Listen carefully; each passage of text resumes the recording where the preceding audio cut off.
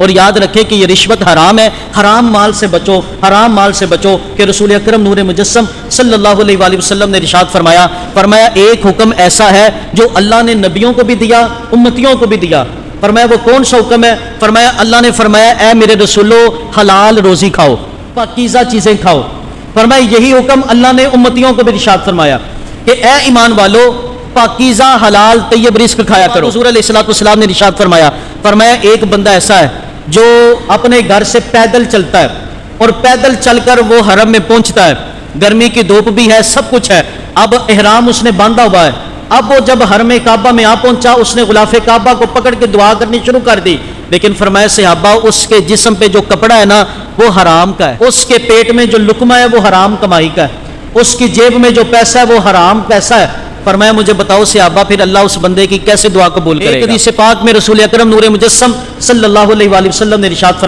فرمایا کہ جو بندہ ایک لقمہ حرام کا کھاتا ہے،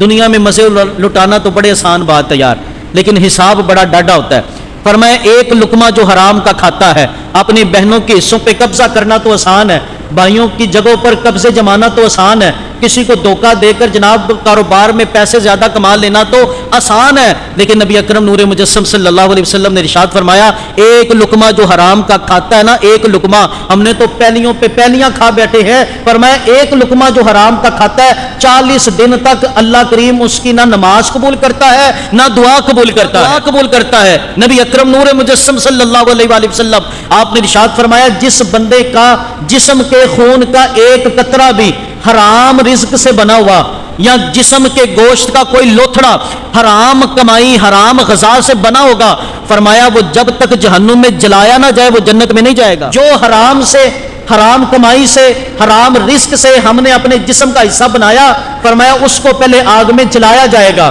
پھر اللہ چاہے معاف کر دے تو جنت میں جائے گا، ایسے وہ جنت میں نہیں جا سکتا۔